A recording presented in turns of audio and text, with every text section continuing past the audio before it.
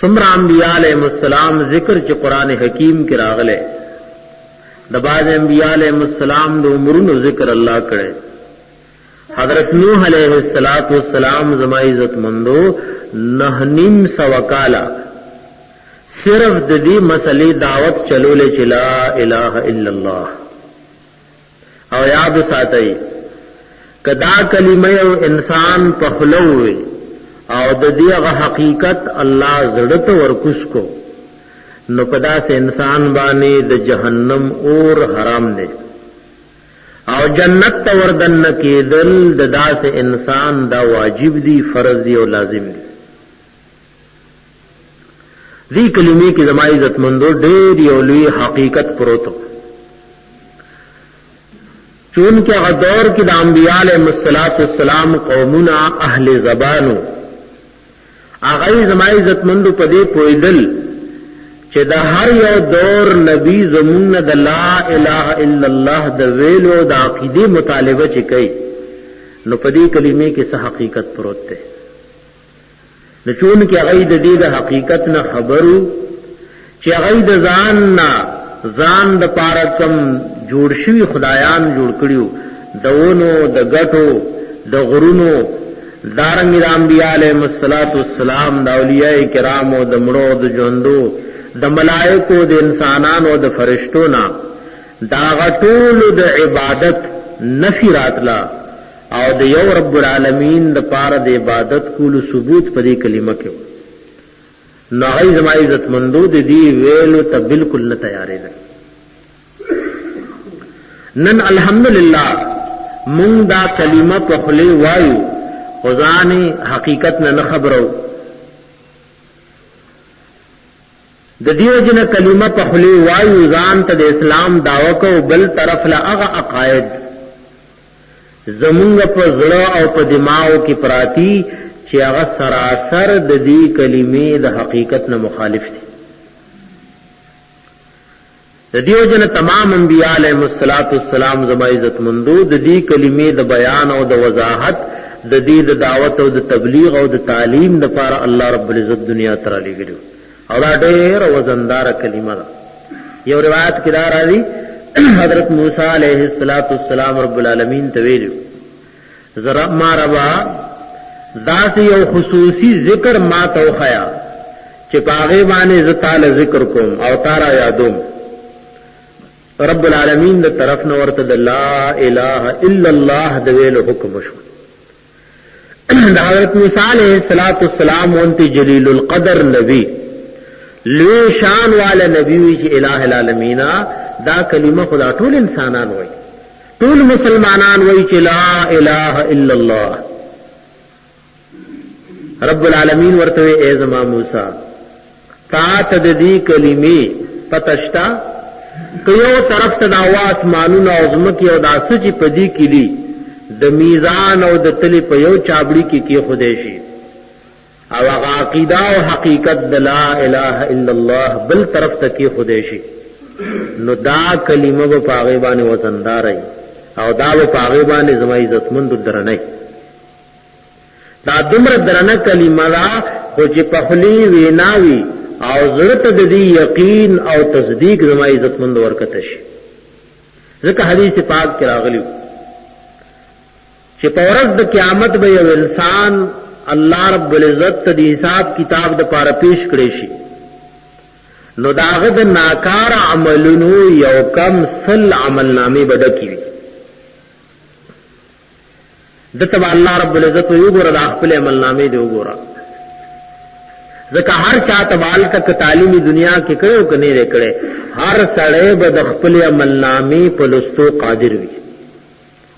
الله هر چا ته حکم کوي قران حکیم کې الله وایي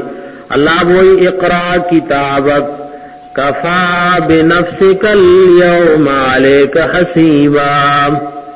اے زما بندہ دا خپل عمل نامه دې نن پخپل ولولا نور چالاړو ضرورت نشته ستاد نفس ستاد پر حساب کتاب کو ان کے کافی ہے. خپل حساب کتابوں کا د نور چا حساب کتاب لاړو ضرورت نشته. نو یو کم سل عمل نامی بی دیو گناہگار او راضی چې ډېر وګدي به حدیث پاک کې راغلي. نو رب العالمین ورته وی اے زما بنده دا عمل نامې دي د اول نه تر اخره پورې وګوره، تا سره ظلم او زیاته خو نه شوی کنه. ناغه به یو کم سلم النامی وګوري خپل گناهونه خپل ناکار اعمال اخلاق او اقرارو کی چې الله ما سکړي نستا ملائکه غلي کړي یو ضربرم پما زیاته نه شوی، یو ضربرم اب وہی پما باندې یعنی زیاته نه شوی. دا انسان حدیث پاک کی راضی د بلا خیال او یقین راشي چې زه تباہ شم زه برباد شم او جهنم دمازه. رب العالمین ورته وی ها ستا یو خبره ما سره شته او نن د عدل او د انصاف فرض د ظلم چا سره نکو. نو یو کې غنتی کاغذ برويسته شي او پای کې بدغه گواہی چې اشهد الله اله الا الله، چې زه گواہی کوم چې زما د عزت او د ذلت د مرګ او د ژوند د مال د ډیرولو او د کمولو زما د جمله او عبادتو مالک او مستحق نشته مگر یو الله رب العزت. دا عقیده به زما عزت مندو پاغه کاغذ کې لیکلي. دا انسان وې دی وړو کې اونته کاغذ لوګورا او بل طرف ته دی یو کم سل دمر لولو عمل نامو لوګورا ټول نماز ناکار اعمال نډکی. یو طرف ته الله محبوب فرمایي هغه یو کم سل عمل نامی به پتل کې کی خودشي چې هغه ټول د انسان د ناکار اعمالو لډکی او یو طرف ته عقیده د لا اله الا الله بکی خودشي.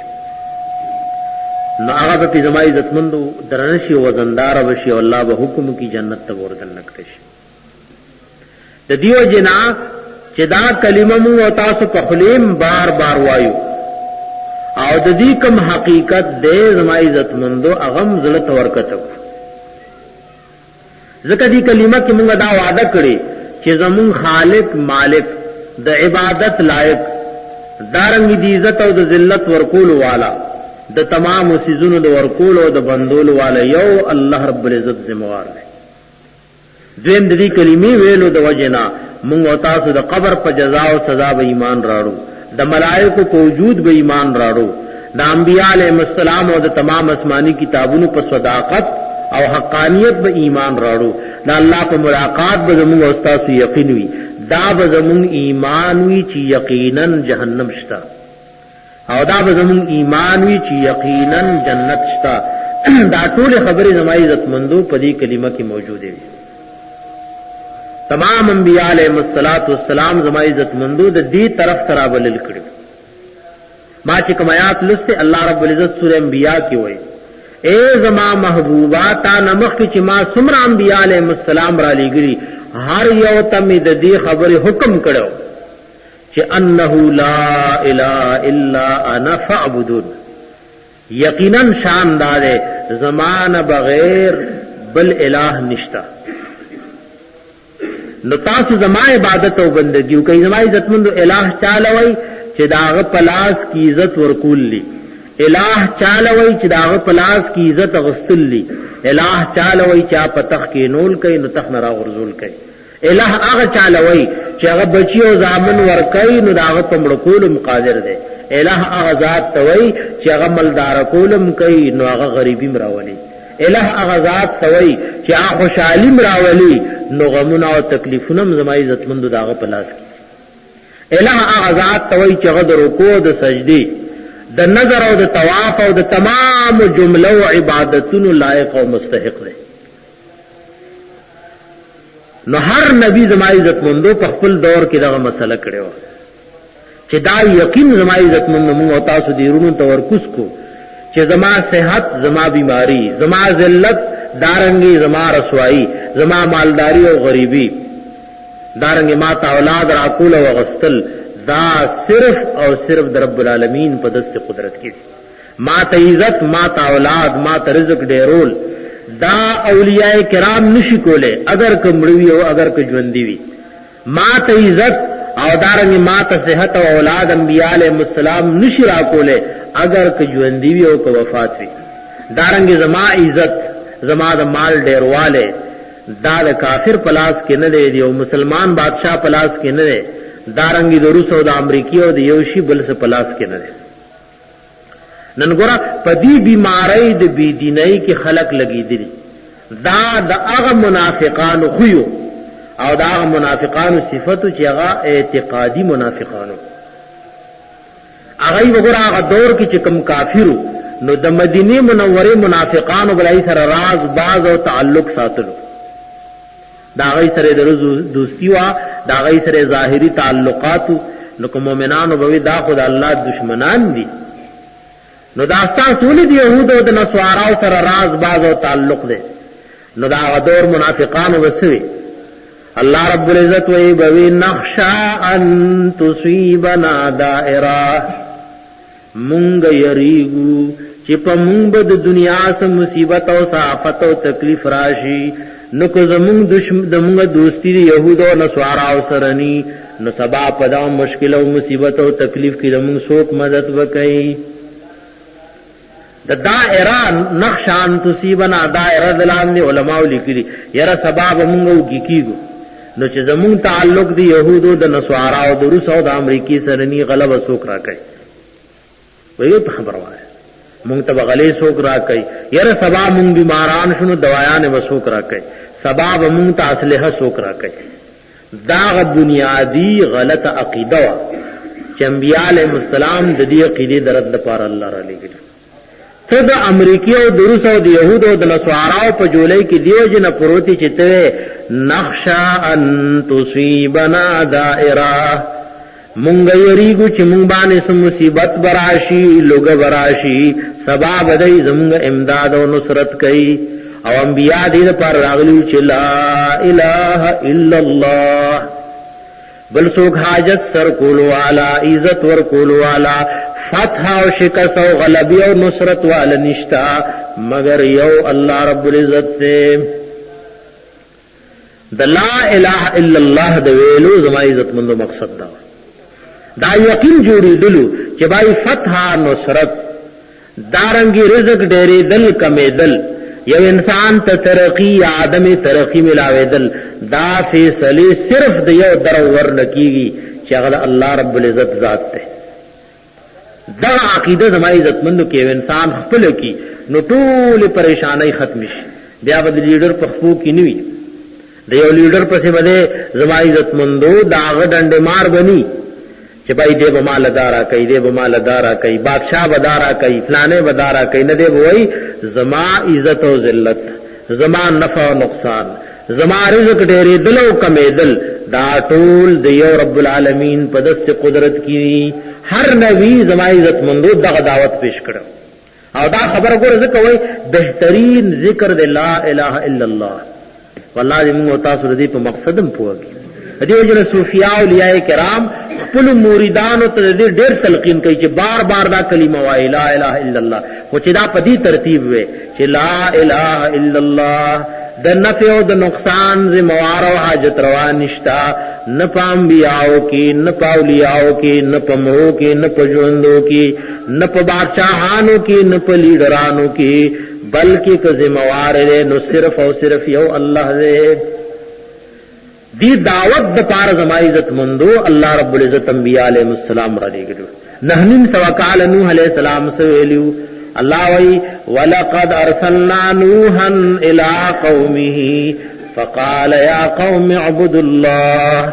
ما لكم من اله غيره الله وی حضرت نوح علیہ السلام میرا لے گلو نو ویلو اے زما قوم بل حاجت سرکول وال نشتا بل دے عبادت لائق و مستحق نشتا مگر یو اللہ دے نو بل چاہے عبادت و بندگی داتا سمکوئی دارنگ اللہ وی ویلا عاد اخاہم ہودا آلے گلے میو عادیانو تا دا غیرور حضرت حود علیہ السلام ذکر کافران کد نبی دینی روننی نو نسبی رونیوی ذکر ہر نبی تا اللہ دا کافر قوم نسبی رور ویلے اللہ عادیانو تا میرا لے گلے حضرت حود علیہ السلام پا دے دمر اگدہ زمانہ کی قوم تا سویلیو یا قوم عبد اللہ ما لکم من الہ غیره، اے زما قوم دی واللہ عبادت و بندگیو کئی بل سوک حاجت سرکول والا نشتا. ځکه هر چا په خپل زندګۍ کې ځان د پاره سره جوړ کړي، لکه هغه مدینه والا منافقانو ځان لاغ ژوندۍ خدایانو بوتان سوک جوړ کړیو، چېرې کوم د دې يهود او نصاراو سره تعلق نه ساتو، سبب موږ له روټۍ سوک راکړي، سبب موږ ته غل سوک راکړي، که زموږ جنگ شنو موږ سره مدد او نصرت سوک کوي. دارنګ هر دور کې زما عزت مندو نن خلکو ځان لبی دین لیډران جوړ کړي، پورا یقین او اعتماد پاغی دے چې سبب زدا کوم دی و مدی کی خلاصي، سبب زدا کوم دی و مدی کی خلاصي. او اولیاء او شهدا او د عبادت او د بندګۍ خورو څه تاسو نه پکار. الله رب العزت دا انبیاء او تاریخ په دې ترتیب موږ او تاسو له ذکر کوي. کله وی الله وی ویلا ثمود اخاهم صالحا قال يا قوم اعبدوا الله ما لكم من اله غيره، او کله وی ویلا مدین اخاهم شعیبا قال يا قوم اعبدوا الله ما لكم من اله غیره. اللہ وی ہر دور کی نبی و پیغمبر میرا لے گلے، دا داغ اعلان و دا داغ چغوا چې بل سوک حاجت روا و مشکل کشا نشتا، بل سوک دے عبادت او دا نفع نقصان مالک او ذموار نشتا، نو یوازی او صرف دا اللہ عبادت او بندگی کوئی. یو پا اللہ یقین، یو پا اللہ بان اعتماد او بروس جوڑا کرے. د دې لپاره زما عزت مندو الله رب العزت انبیاء علیهم السلام دنیا ته لېږلي چې دا یقین جوړ شي، دا یقین او دا یقین زما عزت مندو په دې کلمې کې الله ذکر کړي. د نبی علیہ الصلوۃ والسلام سره د خلکو زما عزت مندو په څه دشمنی و، په موز پروجي په دې خو دشمنی نه و، منځونه او روجي خو مشرکانو د رسول الله درالې ګلو نه مخکې نیوي او کوله. د بیت الله په حج ادا کول او په طواف زما عزت مندو د رسول الله سره دشمنی نه و، د رسول الله د پیدایش نه مخکې مشرکان او طوافونه کول، بلکې د حاجیانو خدمت کولو، حاجیانو ته په غسخ وطن کې عبور کوله، او ایته زما عزت مندو روټي او طعامونه ورکول. دا الله د نبی سره مخالفت فسو قران حکیم داغه ذکر کوي. الله وی انهم اذا قيل لهم لا اله الا الله يستكبرون ويقولون ائنا لتاركو آلهتنا لشاعر مجنون. الله وی کله چې مشرکان او تویل شي چې ګوره د الله نه بغیر بل څوک د نفع او د نقصان مالک نشتا، بل څوک عزت او ذلت ورکول والا نشتا، بل څوک د رکوع د سجدي د نظر او د منښت ذمہوار نشتا، نو دای په تکبر کې راشي. او سوئی دا مشرکان وای آیا موږ د خپل خدایان پریدو، لات بابا منات او عزا او دارنګ هبل او دا پسونو زرګونو خدایان پریزو، لشاعر مجنون د وجد وینا دی او شاعر او لیونینا. رسول الله ته په دغه مسلې د توحید سره په دې باندې ورته زما عزت مندو شاعر او لیونه وي، په دې باندې ورته لیونه وي چې دا اول دی وی چې لا اله الا الله. دا عقیده دی الله رب العزت زموږ استاد خپل کی. حدیث پاک د مسلم شریف کې راځي، صحابه کرام ابو هريره رضی الله تعالی عنہ فرمای مونږه او ګڼ صحابه کرام د نبی علیہ السلام په مجلس کې ناس، او په دغه مجلس کې حضرت سیدنا ابو بکر صدیق او حضرت سیدنا عمر فاروق رضی الله تعالی عنہما ناس دي. نو نبی علیہ السلام د مجلس نه پاسې دو ډیر سات تیر کو اورانه غي د صحابه ډیر زیات امینه او زما عزت مندو د جناب رسول الله صلی الله علیه وسلم سره ډیر امینه وا، ډیر امینه وا. نو خطر پیدا شو چې ډیر وخت شوی چې نبی رسول الله پاسې دل له اورانغه اسنا په مدینه منوره کې دشمنان دي، منافقان دي، يهود دي چې ته تکلیف نه رسي. نو صحابه په غم شول ټول د مجلس نه پاسې ټول زما عزت مندو د مجلس نه پاسې. ابو هريره رضی الله تعالی عنہ فرمایي ذا ولغ شخصیتم چې را سره یې پیدا شوی درځیدم د مدینه په کوڅو او په باغاتو کې چې رسول الله صلی دا مسجدی قباء سندی په نږدې کما الله ټول ته د مدینې د تلو توفیق ورکړي. مسجد قباء نه لګرا دی په مسجد نبوي طرف ته دا د بنی نجار قبیله د رسول الله صلی الله علیه و آله وسلم هغه ما ماخیلی چوا. نو دغه ځای کې د بنو نجار د انصار یو باغ نو یغې نه غیر چاپې راوګرځیدم خو چې تاسو د دنه کېدو ځای ملاو نشو. نو دوبو یو نالی و نو یې کې راغون شم په نالی کې ورننه وتم. جناب رسول الله صلی الله علیه وسلم د کجورو باغ کې ناست ما ته وی ابو هريره ولي ور رسول الله عالم الغیب نه دی حاضر ناظر نه دی چې دا ولي راغې او دروازه بند دا په دنه یو نالی کې رانه وته اور ته الله محبوب ته زمون په منځ کې ناس وي ډېر وخت شنو مو سره فکر پیدا شي تاسو له تکلیف نه ملاو. نبی علیہ الصلوۃ والسلام زرخ په پړې مبارک وېسته سن ایک بخت او خلق چې رسول الله په پیزار او دا غي هغه استعمال شوی سيزونه زمای عزت مند ګرځول ویلار شدا پانی نه خلا او سوکم چې تعالی مخله درځي او هغه د دې خبره اقرار کوي چې الله اله الا الله وان محمد رسول الله صلی الله علیه وسلم نو فبشره بالجنه. سوک چې دا اقرار او گواہی کوي چې دا الله نه بغیر بل څوک د عبادت لایق او مستحق نشتا او دا الله محبوب دا الله رسول له الله په حق را لګل او د دوی په طریقو کې کامیابی ده نو د جنت زیره ول ورکوا. ابو هريره رضی الله تعالی عنہ فرمایي ويول سره چې زور سره ملاو شم نو حضرت عمر فاروق رضی الله تعالی عنہ ورته ابو هريره سي ودا رسول الله پنی او زی پدی زیر او دی بشارت را لګلې چې څوک دا کلمه وي د جنت زیر ورکوا. ناوی حضرت عمر فاروق رضی الله تعالی عنہ ما تدا سے سختۍ سره گزار راکو چې دا غي د وجه نه زوخ رسولم پزمک او کې ناستم او ماته واپس شه. نا ابو هريره رضی الله تعالی عنہ په جڑا جڑا رسول الله ته واپس بیان د الله محبوب حاضر ناظر نه ورته ابو هريره راولي ټول کیسه ورته تیر کچستا سنخ او تاسو پیغام مای ته رسول الله شکر کو. حضرت عمر رضی الله تعالی عنہ ته نبی رسول الله وی داولی دی والده نا ورته دا الله محبوب کچره دا پیغام خلق ته د زیر او د خوشحالي ورورسي نو بس خلق به په دې اکتفا وکي او نور اعمال به پریزي. نو زما رائے دا چې د خلکو له دا خبره روان نه کړی. رسول الله صلی الله علیه وسلم صحابي د اجتهاد سره زما عزت مند موافقت راغی. دغه خبره د نبی علیہ الصلوۃ والسلام هم دا سره موافقت راغی او کوم رائے او مشوره چې د حضرت سیدنا امیر المؤمنین عمر فاروق رضی الله تعالی عنہ نو هغه سره زما عزت مند رسول الله موافقت راغی. علماء لیکلي موافقات د حضرت عمر فاروق رضی الله تعالی عنہ 25 مقامات عالمانو کم او زیات را جمع کړي چې عمر فاروق رضی الله تعالی عنہ یو مشوره پیش کړي او هغه مطابق الله د برنه وحی را لګي. 25 خبرې داسې دي ځکه دتا ملهم من الله وای دا الله د طرف نه د په دې زړه کې با الله د خیر خبرې چولې دا الله د طرف نه د خیر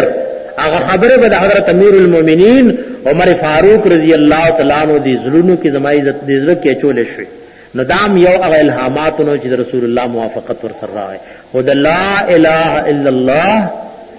د ویلو د دې عقیده ساتلو زما عزت مند دور لوی اجر او ثواب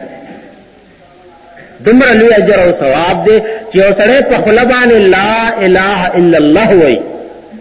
او پزله کې دا یقین دی چې زما د نفع د نقصان د عزت د ذلت د ورکولو د غستو د ډیرولو د حالتونو د بدلولو صرف او صرف یو ذمہوار دی چې غسله او نن خو امت دا عقیده فلانه لیډر برازي دا د ملک تقدیر بدله عوام ولوي کزر عالم کنا نظم د ملک تقدیر در له بدل ک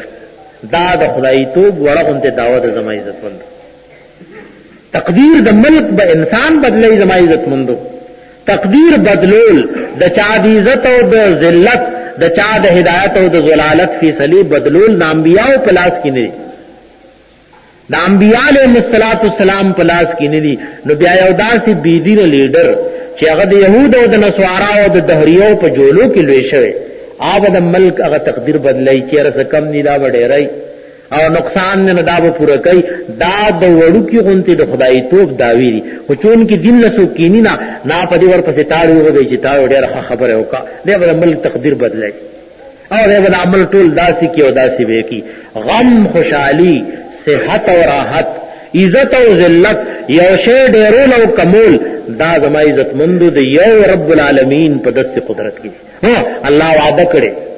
کچره قرآن او سنت باندې عمل وی الله بار سره ډیرای، الله به برکات راولي، خوشحالي برازي، فتنه او فسادات به ختمي. نو عرض مدا کول زما عزت مندو دا دمر بهترین عقیده او حدیث. ابو ذر رضی اللہ تعالی عنہ د سپوږمۍ شپه وا، رسول الله صلی الله علیه وسلم کی आवाज د کور وروت. مازه کی وی چې د الله محبوب بدا خوخ نه غني چې څوک دور پسیزي، او بل طرف کې دا خطر مو چې څوک تکلیف نه رسي. نو عزت اسره دیوارونو په سوري سوري پټ پټ د نبی رسول الله پس تل رسول الله صلی الله علیه وسلم دې صحیح کو چې ما پس خوشاله سکر روان دی وسو کې ور رسول الله عالم الغیب نه او نه حاضر او ناظر دی.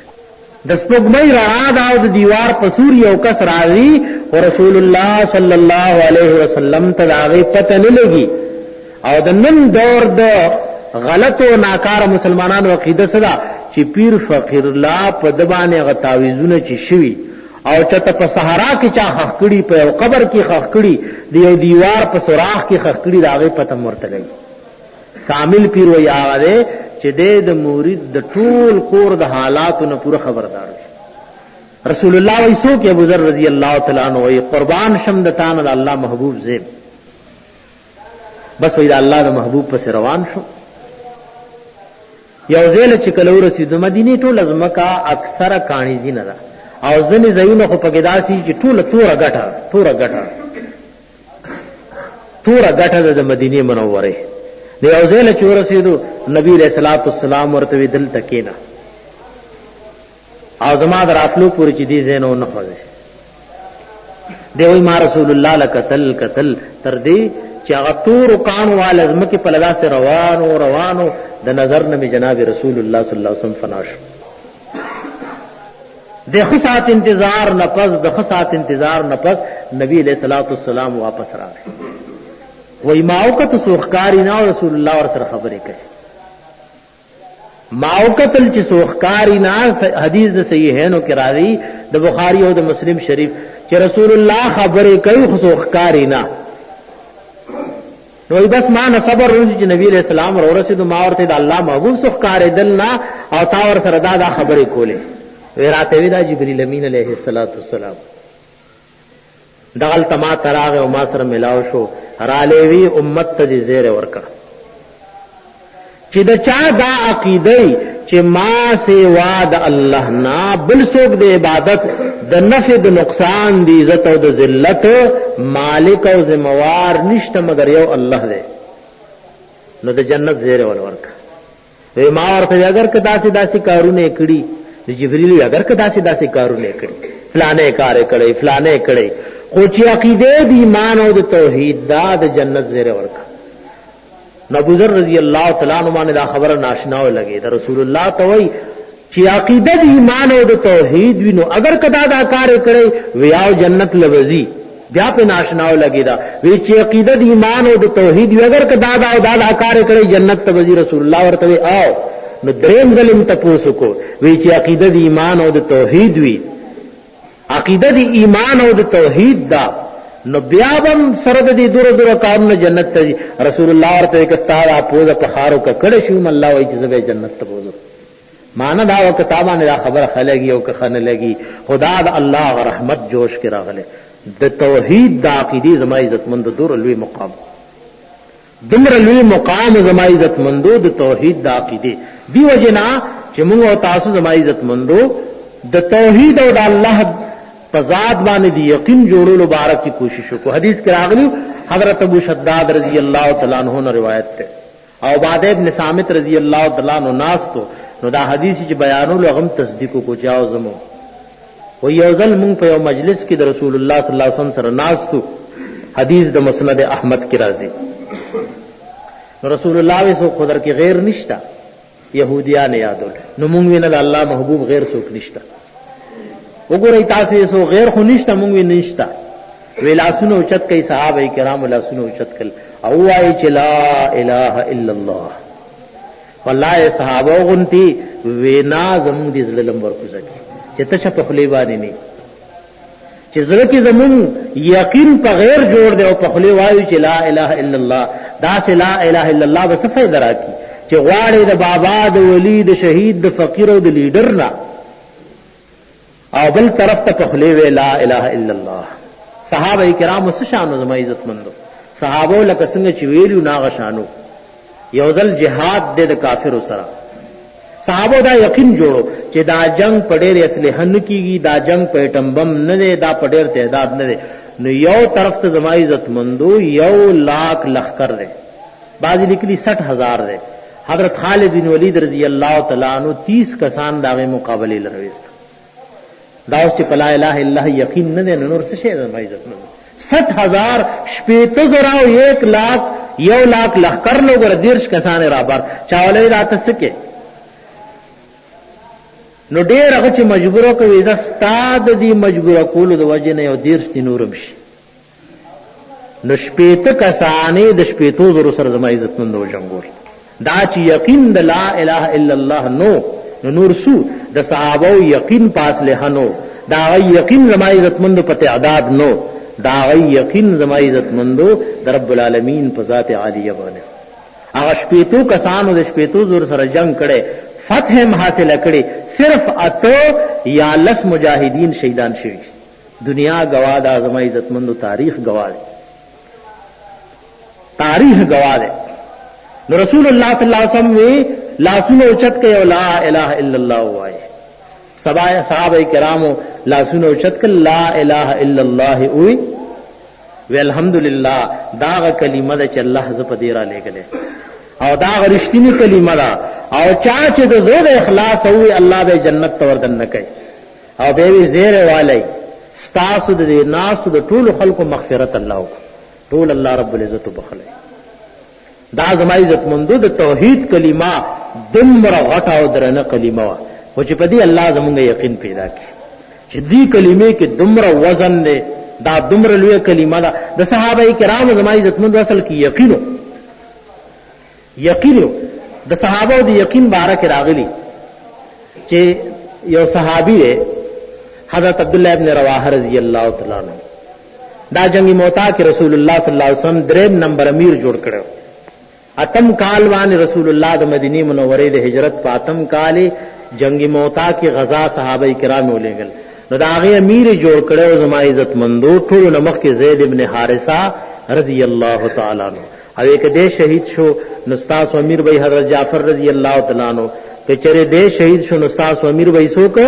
عبداللہ ابن رواحہ رضی اللہ تعالی عنہ. دا دوار امیران چکل شہیدان شول، عبداللہ ابن رواحہ رضی اللہ تعالی عنہ جنڈ پلاسو کیوں نیوا نخپل لخکر راجم کو اخیرنے تقریر ورکولو. وی خلقو منگو تاسو اللہ رب العزت د دې دین او د کلمې د اشاعت د پاره را لګلیو،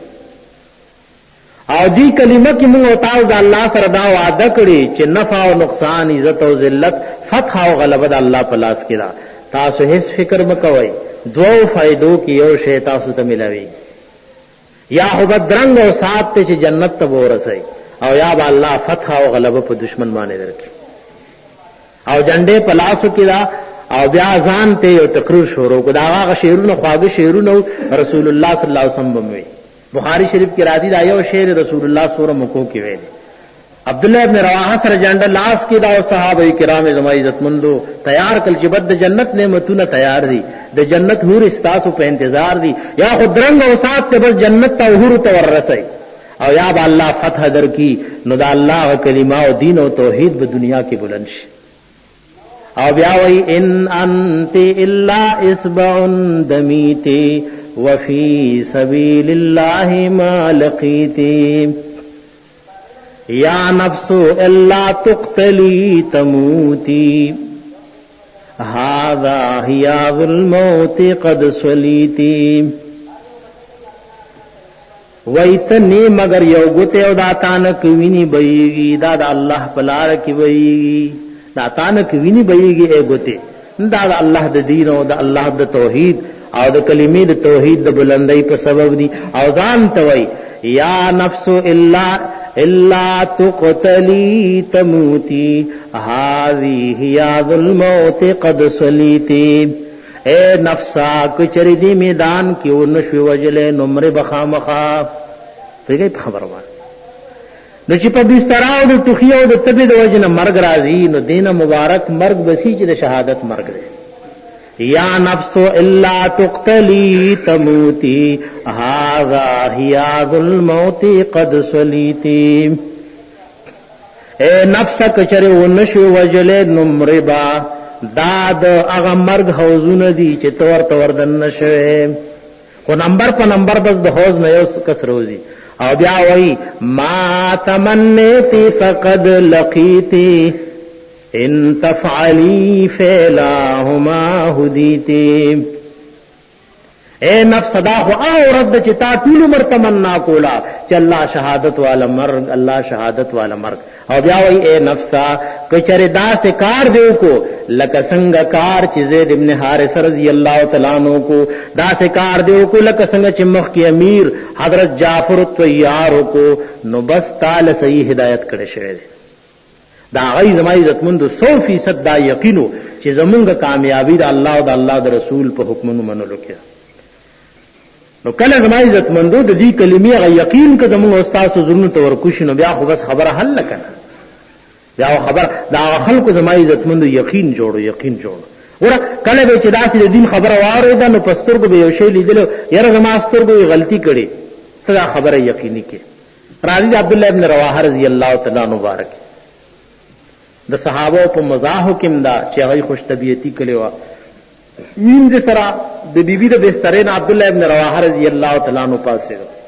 او د وین دې سره ملاوي دو صحبت کولو خجل غسور لاغي چاړه پلاسو کې راواغست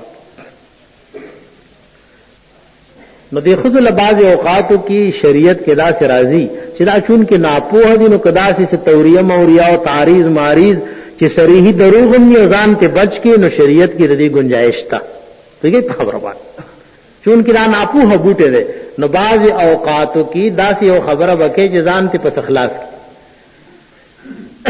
نو عبد الله ابن رواحه رضی الله تعالی عنہ ورته وی ته غوسه کېږه ما چاړه لاسو کې نیولې زه ویند سره نه ملاو شوه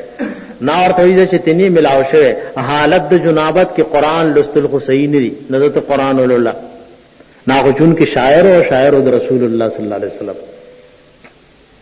ناغه شعرونه شروع کلو داسې پترز او خو غواز وی چې بیبي غني قران وای اوي اتانا رسول الله يتلو كتابه كما لها مشهور من الفجر ساتع اتا بالهدى بعد العمى فقلوبنا به موقنات انما قال واقع يبيت يجافي جنبه عن فراشه اذا استثقلت بالمشركين المضاجع وی منتد اللہ رسول راغلے دا اللہ کتاب دا سے بیانی لکا نور چی روخی جی سبا روخی جی پڑکی منگتے ہدایت روڑے پس دینا چی منگا ڈاند شویو نو زمون زلونا پدی خبر یقین کئی چی پیغمبر سویلی دا بخام خاکی او زمون سنگا پیغمبر دے یبیت یجافی جنبه عن فراشہی اذا استثقلت بالمشرکین المضاجع وی زمون پیغمبر شپی تیرئی دا غیغ اڑخ و بدن مبارک د بستری نلریوی آغا وقت اللہ تا جاڑی و فریاد کئی چه کم وقت مشرکانو بستری درنی شویوی ناپوها او بی دین سڑی بانے دا پیشمنی او دا سبا وقت او خاص کر چه ازانوش نزور پیو کی تب گوره پولش پویوی خم خدا وقت مسترگی ورلی ناوی یبیتو یجافی جنبو عن فراشی اذا استثقلت بالمشرکین المواجع زمون پیغمبر شپیرونه کوي دا غي بدن مبارک د بسترین لریوی هغه وخت کې لریوی چې کله مشرکانو باندې خپل بسترې درنی شوی نو بیبي ګمانو کوي چې قران ورته یرا تا چې تلاوت کو کنا نو زما د سترګو له دروغ واقع شوی ما خو لیدلې خو چې ته داسې وې نو زما یقین دی ساری رسول الله تراغه ټول کیسه تیرا کا نبی علیہ السلام تبسم کوي خاندر چې تا خو لاغې د غضب او د غصې نه څنګه په یو طریقه ځان بچ کړي عرض مدا کول زما عزت مندو چې دی کلمې کې رب العالمین دمر وزن خه او چې کله د دې موافق یقین مجوړوي چې زما مرګ او ژوند زما عزت او ذلت دارنګ زما نفع او نقصان اولاد را کول او غستل حالتونه بدلول او جوړول روانول او سمول دا صرف او صرف د چا په لاس کې دي حضرت ابراہیم علیہ السلام نوئی الذی یطعمنی ویسقین وَإِذَا مَرِضْتُ فَهُوَ يَشْفِينِ اللہ غزات دے ماتا طعام را کئی اللہ غزات دے ماتا سکاک را کئی اللہ غزات دے چکلز بیمار شم نشفا را کئی وَإِذَا مَرِضْتُ فَهُوَ يَشْفِينِ دغا عقیدی دا پارا زما عزت مندو تمام انبیاء علیہم السلام اللہ دنیا ترا لے گئی تمام انبیاء علیہم السلام د دې د پارا الله دنیا ترا حدیث یو حدیث ذکر کو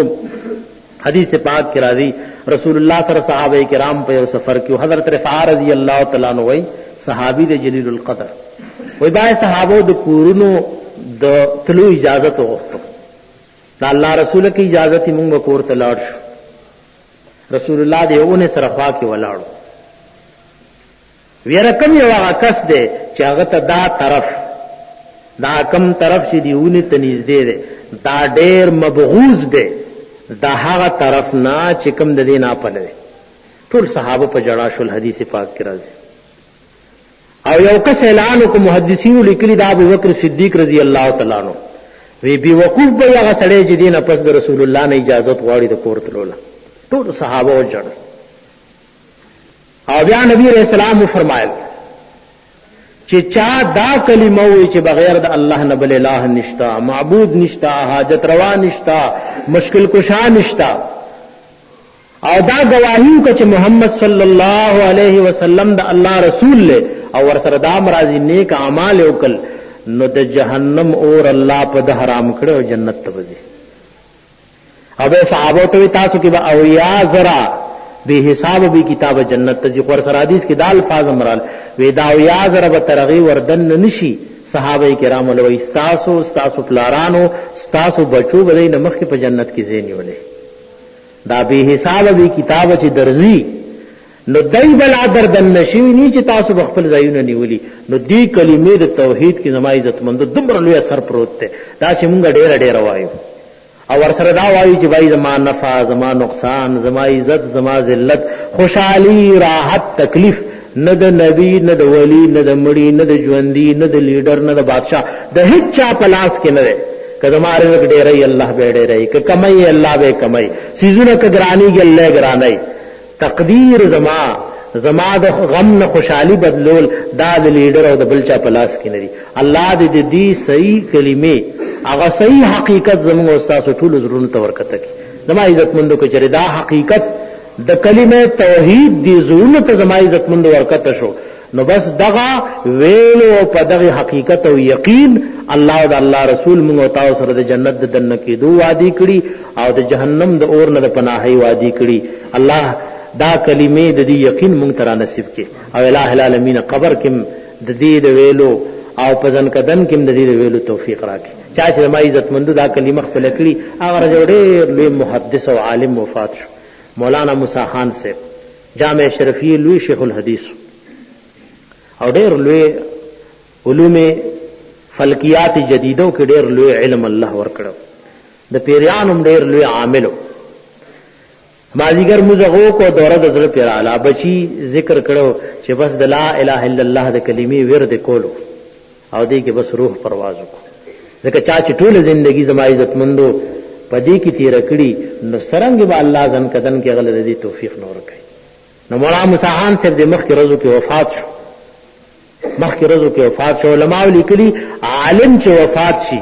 دا داسې نقصان د امت کی چې تر قیامت هغه نه پوره کیږي کله چې عالم وفات شو دمر نقصان د امت شو چې تر قیامت د دې نقصان تاوان څوک نشي ادا کوله بس دغه وې نیمګړې پاتې شو او ورځ د قیامت پورې د نیمګړې یا بیا څوک پوره کولی شي نارغ مې دې پوره کولی چې بچي وي زور سره مازیګر مسکی او بس لا اله الا الله ورد کول او دې کې سو شو دې کې زما عزت مند مرګ راغی نو دا کلمه مو تاسو خپل کو او دی باندې یقین چې څنګه قران ویلیا پیدا کو الحمدلله الله به زن کدن کې اسانه او را یادای وي او کنه مو وای دا کلمه لیکن زړه د غیر د محبت د غیر د تعلق او د غیر د یقین نه ډک دی نو بیا مشکل دی چې دا کلمه زن کدن کې نصیب شي